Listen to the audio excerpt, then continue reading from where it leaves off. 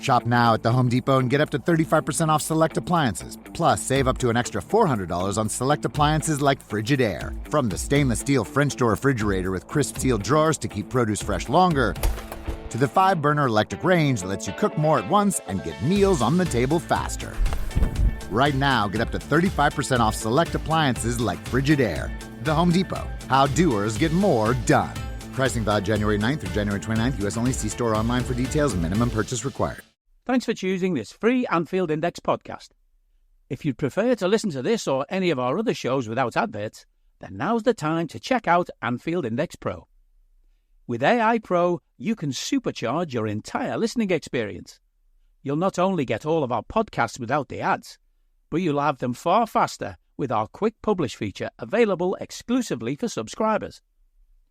AI Pro also puts you in the heart of our sound studio, with an option to listen to many of our shows live and interact with the podcasters in real time as the shows are recording.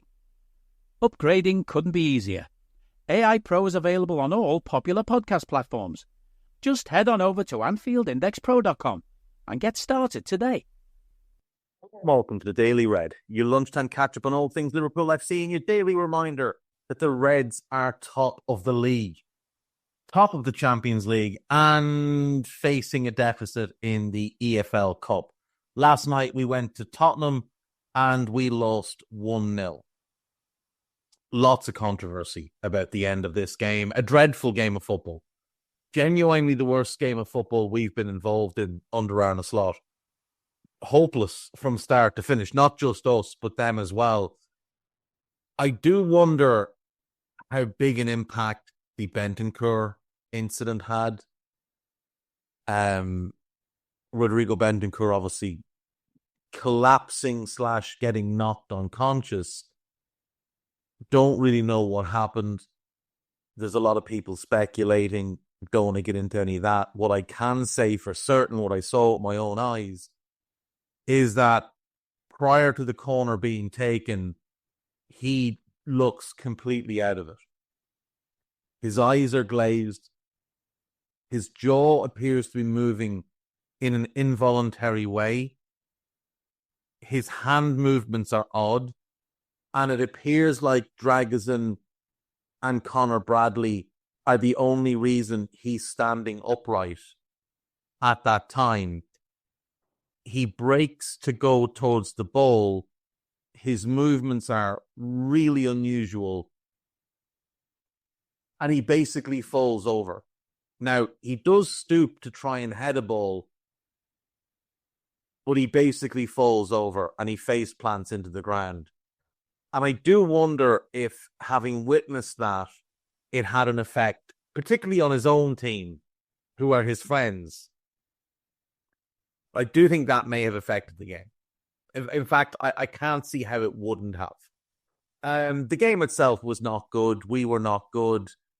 We lined up, obviously, with Ali in goal, Bradley right back, Kwanzaa and Virgil in the middle, and Costas at left back. Felt both fullbacks were fairly mediocre. Kwanzaa had a shaky start and then started to play himself into the game, and then he had to go off because he's obviously caught this bug that's keeping Szoboszlai out. Virgil was outstanding. Ali was good, except for he decided to prick about with the ball at his feet and almost got us in a big jam. And because Twitter is a hellscape full of reactionary twats, you had loads of people just spouting nonsense that he's been shit since he's come back, which simply isn't the case, and pointing to, we've conceded a lot more goals, and I'll tell you why that is in a second. When Kwanzaa went off, Endo came on at centre-back and did quite well. Looked very comfortable there. We had Gravenberch and McAllister and Jones allegedly in midfield. What I saw was a game where Alexis McAllister played in midfield by himself, but supposedly Gravenberch and Jones were both out there as well. Salah was listed playing right wing, no evidence that he was there. Gakpo was listed playing left wing, other than a few ill-advised shots, no real evidence that he was there. And some drunk man posing as Diogo Jota played as the number 9. some fella who had been in the bar beforehand snuck himself into the dressing room because one of his mates had told him, "Do you know, in the right light, you look a bit like Diogo Jota." He's kidnapped the real Diogo Jota, stuffed him into one of the kit carriers, and he's put his jersey on and gone out there. And yeah, they performed like he was a drunk man.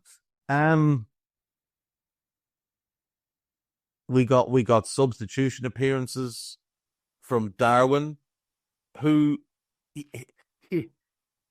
he had a couple of really good moments. Like, he had one nice run. The finish wasn't great. He did well to redirect a cross that was behind him on target and force a really good save.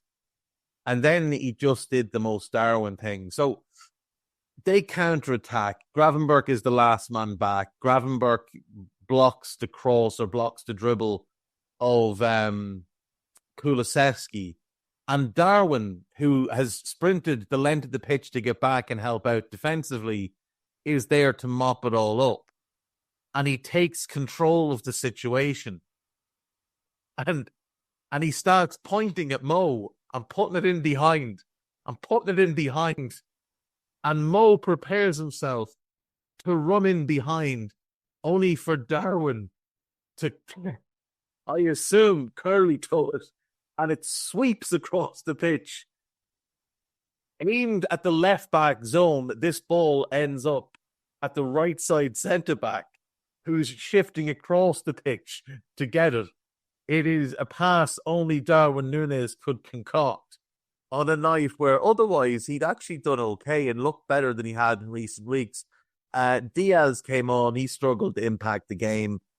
Pedro Porro's pace is really good at stopping people like Diaz who, try and change paces. They don't have burst away pace defensively. So they try and do that stop-start thing or change in direction. And Porro's just really nimble. He's good in that kind of situation. Ibu came on. And Endo went into midfield. And that didn't work. That didn't work at all. There was no real reason to make that substitution. You could have brought on Harvey Elliott. It's becoming clearer and clearer that this manager is not a big Harvey Elliott guy. And I saw this from Lewis Barrow last night. Lewis, of course, is the best of the best for covering the academy. So do make sure you're following him. He tweeted, "Not an entirely bright outlook for Harvey Elliott under Arne Slot. Minutes since injury. In the league, he's been back for 8 games. 0 minutes, 1 minute, 0 minutes, 11, 3, 1, 16, and 4. In the Champions League, 0 and then 14. And in the EFL Cup, 90 away to Southampton and 0 last night. And he only played 7 minutes pre-injury as well. And it's not like it was a big injury. It was a fractured foot. He was out for 2 months. Jota and Alisson were out for just as long. It just appears like the manager doesn't fancy him. And, you hear a lot from the journalists because right now it's quite clear that we need reinforcements. We need a holding midfielder. We need a left back. We'd all really like a striker, but we can probably make do because the attack is still functioning well. But we need the other two. And we could use an extra centre-back as well. But we need the other two. And if that left-back could cover centre-back, well, then that'd be great and that'd be everything taken care of. But we need those things now. And then there's journalists that are saying, oh, well, Liverpool are not sure what to do because they don't know if they'll have to replace Trent. They don't know if they'll have to replace Mo. They don't know if they'll have to replace Virgil. So they want to keep their powder dry, so to speak. And so I was saying, well, okay, if there's money there for the summer and they're holding it back so that they know what they need to address, I can live with that. That's fine. But also, we still need these reinforcements now. So why wouldn't you just sell players that are in the current squad that the manager clearly doesn't have a trust in. Harvey Elliott, Tyler Morton. Like, that's got to be 55 to 60 million. Say 40 for Harvey and 15 to 20 for Tyler Morton. And then there's Ben Doak, who we've already had offers in and around the 15, 16 million mark for. Why not sell him as well, even if it is for 15, 16 million? So if you had those three sold, and let's say between them you get 75 million. Let's say between them you get 75 million. You can absolutely address some needs with that kind of money. You could absolutely go and buy a good midfield player for that money and have enough left over to get yourself either a left back or a centre back. Now, maybe not the left back you want. And again, it might be that you don't know what type of left back you want until you know what's happening with Trent. So if Trent is staying, maybe they want a defensive left back. But if Trent is going, maybe they go a defensive right back and attacking left back. That's all very fair. Then go buy the holding midfielder and buy another centre back. Because it's pretty obvious he's not hugely keen on Quansah at this moment in time either. So go and buy another centre back, because Ibu and Gomez, who are two of your top three, are both injury prone. And if you're telling me that for 75 million, you can't find a midfielder who can walk in and immediately join that group of four and become the fifth starter for three positions, and you can't find a good fourth centre-back, well, then the wrong people are at the club. And I don't believe for a second that the wrong people are at the club. I believe they're very much the right people. So you can absolutely go and address holding midfield and that centre-back now. Get those things done. And what have you lost? Nothing. Nothing. In fact, you'll have massively boosted your profit and sustainability, because you'll have sold three players who, for all intents and purposes, count as homegrown. Because we bought Harvey 5 years ago for 4.5 million. That's well paid off. He's pure profit. Tyler Morton is academy. He's pure profit. And Ben Doak costs 500 grand. He's pure profit. So what have you actually lost? Nothing. Three lads that aren't playing for us anyway. And you can add two who could. You can add two who could. Two who could make a real difference. Two who could push us over the line to win a league title and potentially play a big role in winning us another Champions League as well. There's no reason for us to be sitting on our hands this month. There's none at all. And we've got reports coming out of Italy. Well, I think they're coming out of France, actually.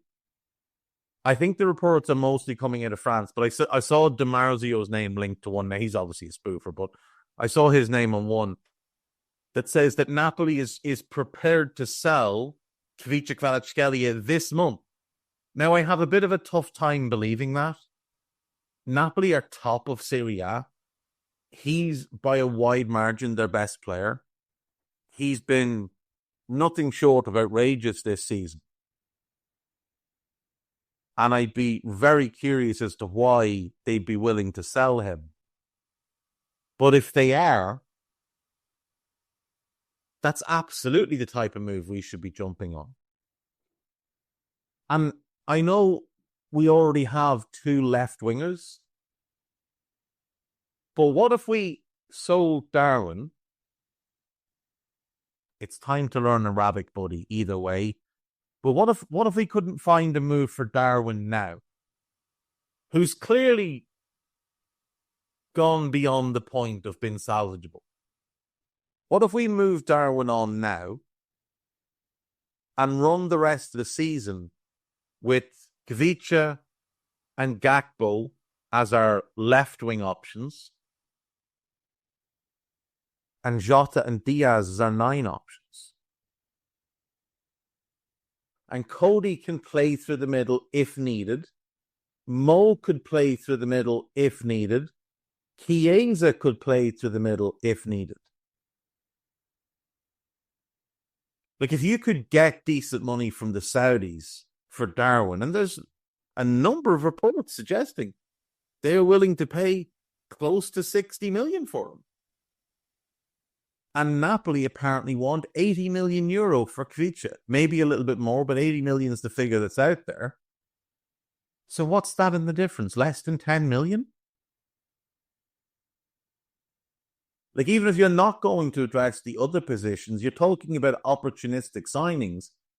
This is an opportunity to sign the second best left winger in the world.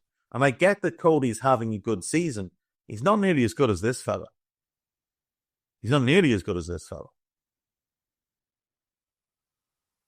But having the two of them would be a fantastic situation to be in.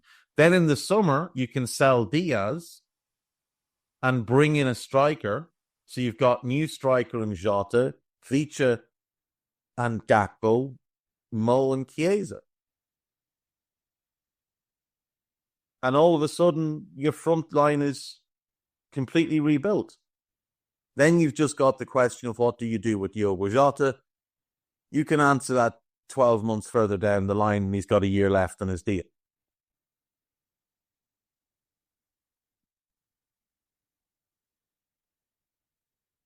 Like, whatever excuses they're making, there's no real basis for any of this. Like, we're very clearly at bare bones with this squad. We have one injury and one lad sick. And the squad literally feels at bare bones. He trusts the goalkeepers. Great.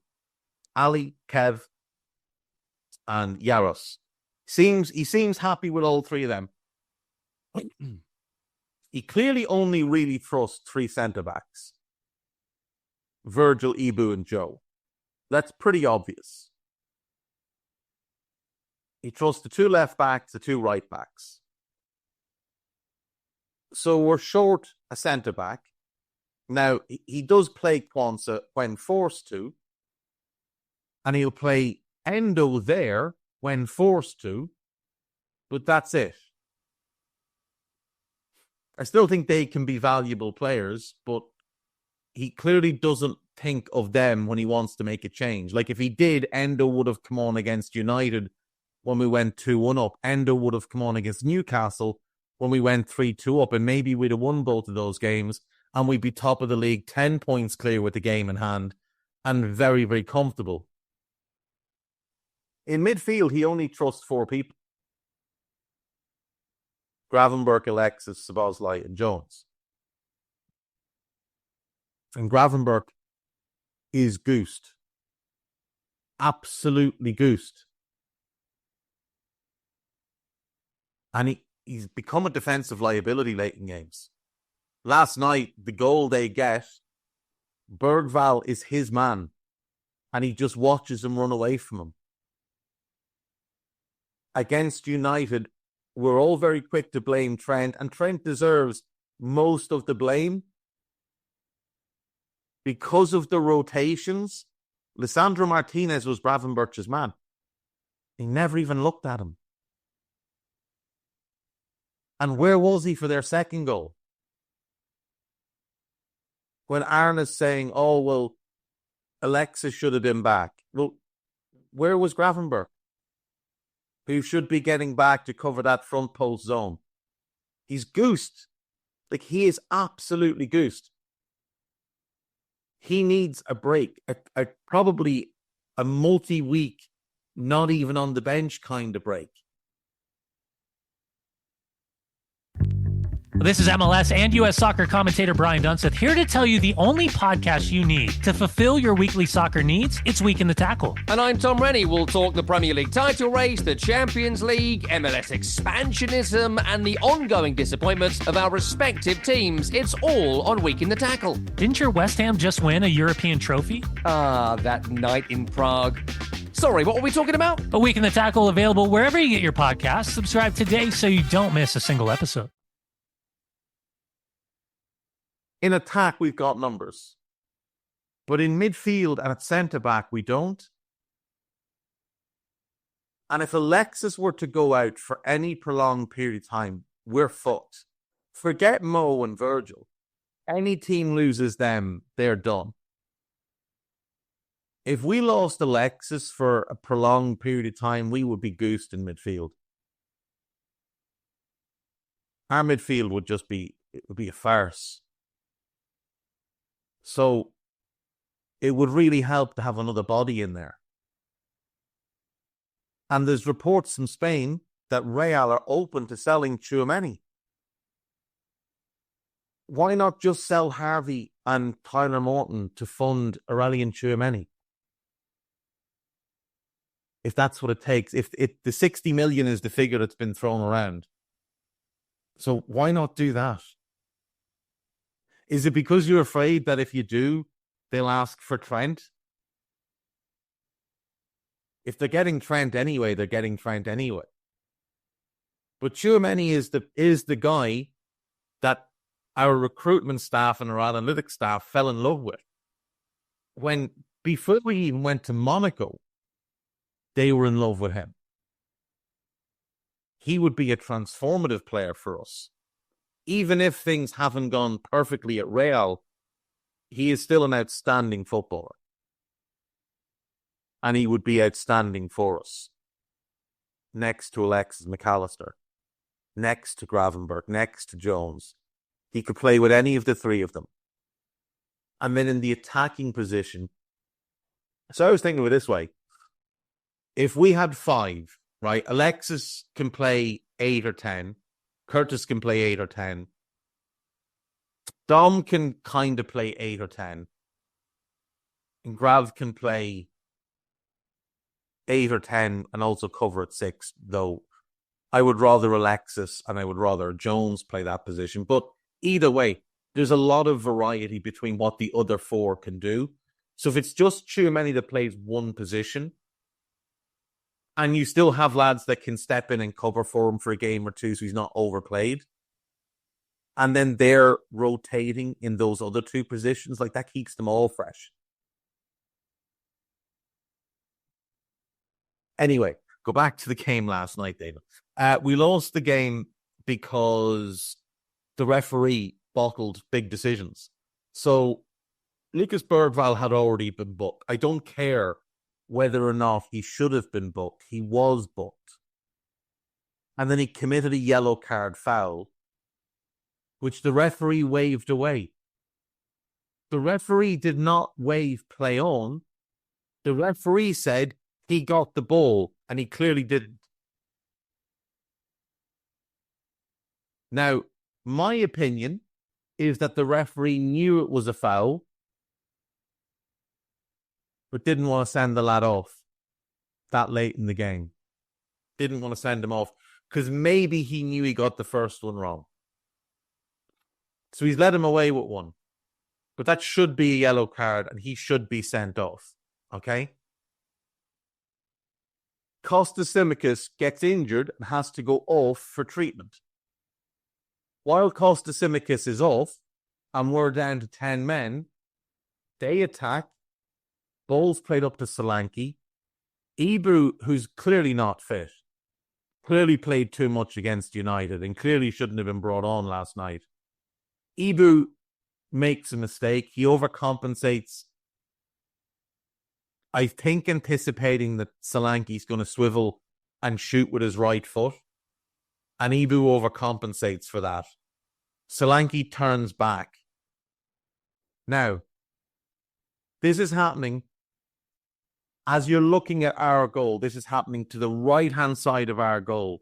the left side centre-back area. Ibu has tracked across into that area because we're scrambling because we're down to 10 men. As Solanke turns back, normally, the left back would be there to meet him and make a challenge. Our left back was on the touchline.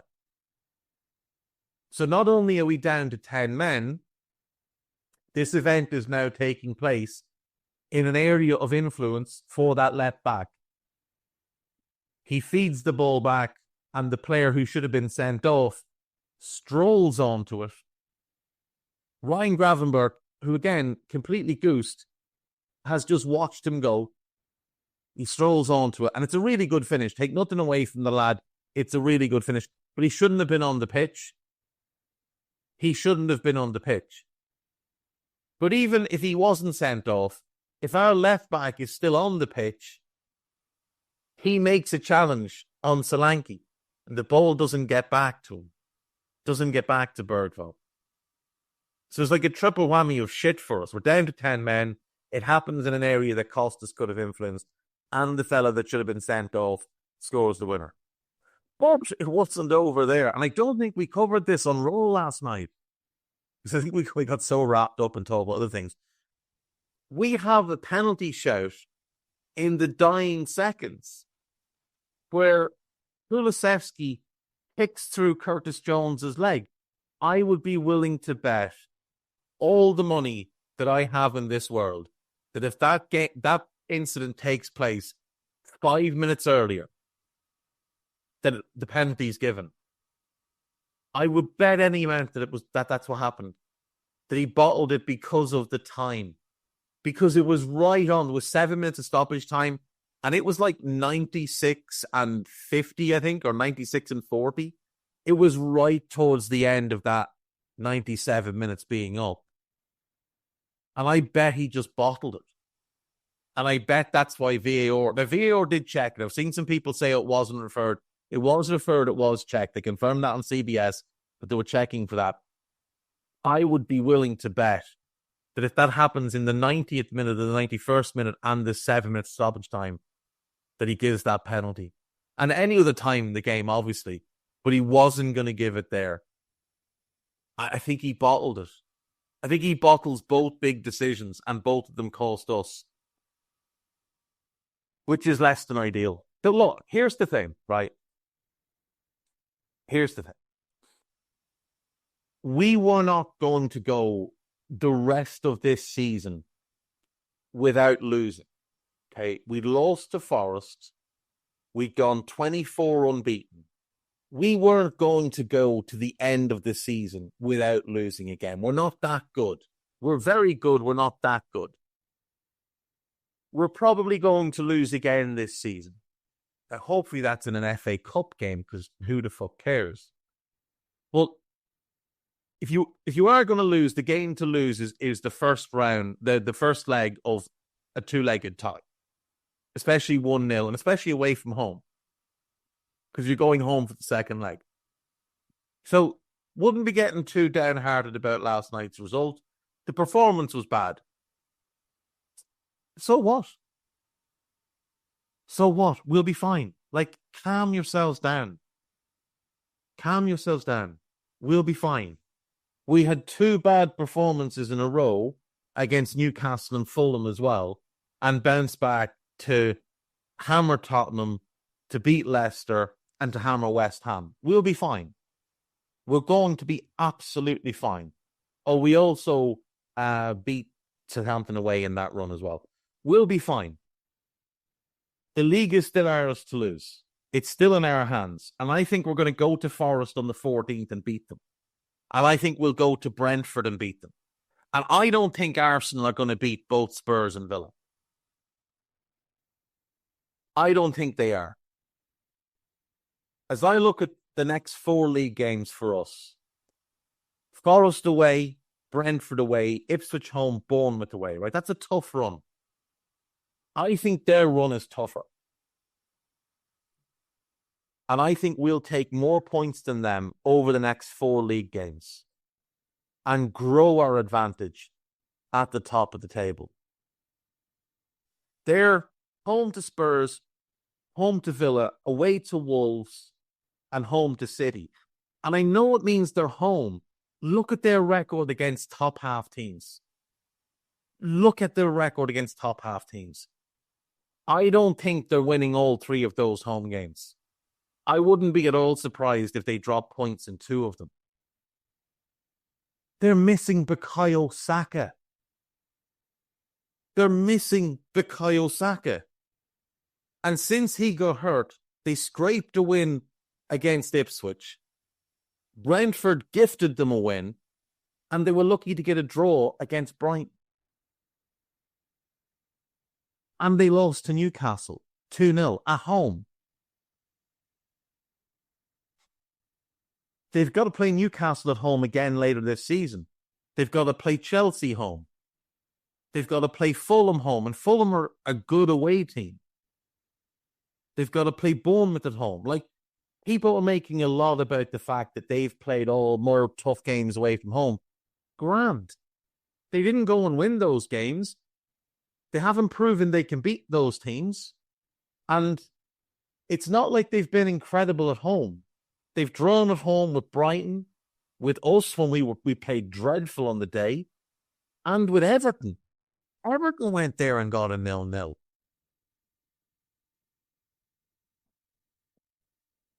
So there's no reason for me to believe they're all of a sudden going to rip off some unbelievable run when so far this season they've won 3 in a row twice and no more than that. And those 3 in a row runs, home to Forest, good win, away to West Ham, everybody does that. Home to United, well, we weren't capable. But then Palace, Ipswich and Brentford. And that's it. They haven't been putting together runs of wins against the top teams. They just haven't. So people need to stop getting so fucking worried about them. There's no good reporting that they're going to sign anybody this month either. In fact, quite the opposite. David Ornstein said it's going to be very difficult for them to do anything this month because of how tight they are against profit and sustainability, because they spent $750 million in recent years. And before that, they spent a fortune under Emery as well, and it was a disaster. They're at about $900 million in spend across like 5.5 years. Pre-Arteta and with Arteta, maybe 6.5 years. Either way, it's an awful lot of money. For a club that doesn't generate the type of money that we generate, having the Champions League, don't have the same commercial power, weren't finishing in the top 4, so weren't getting the same TV revenue either. So they're tight for space. This is why we need to be going and hammering home this advantage.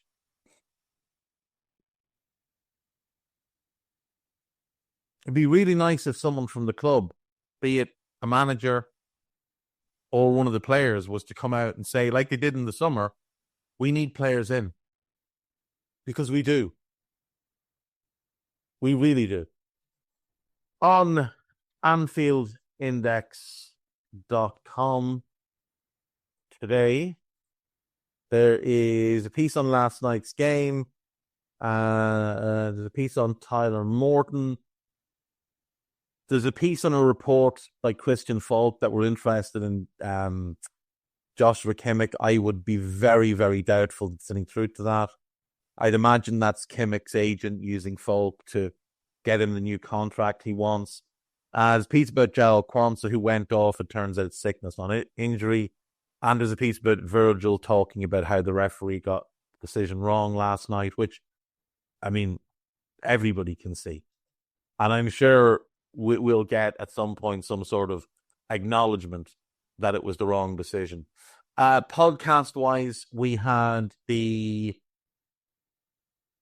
press conference after the game. There was the David Lynch podcast. There was the Gags Tandon show.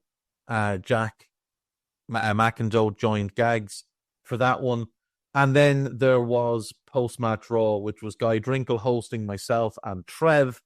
And we spent about an hour and 25 minutes. We didn't talk about the game a whole lot. We talked about a bunch of other stuff, though, and it was good. So go and listen to all of those. There's loads more to come. There is a Moby on the Spot being recorded tonight, so keep your ears out for that one. And that will do me for today. I will see you all tomorrow. Bye-bye. We hope you enjoyed listening to this Anfield Index show. Please be sure to subscribe to our channel so future podcasts find their way to your device automatically. There's nothing quite like fan engagement, and we'd love to know what you think of anything discussed on this show. The best way to get in touch is over on our free Discord community, where both podcasters and listeners debate the hottest LFC topics 24/7. Sign up free now at AnfieldIndex.com/Discord. You won't regret it. You can also follow us on Twitter at Anfield Index and find us on Facebook by searching for Anfield Index. Oh, and before you go, we'd love it if you could leave us a 5-star review on your favourite podcast app. It only takes a couple of seconds, and it means the world to the people who create these free shows.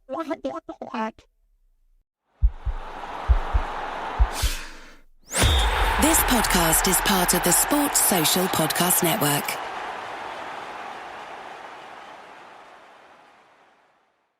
If you're a facilities manager at a university, you know students rely on the cafeteria for breakfast, lunch, dinner, and the occasional late-night snack. So when a dishwasher breaks down and dirty plates pile up, the mess hall can turn messy in the blink of an eye.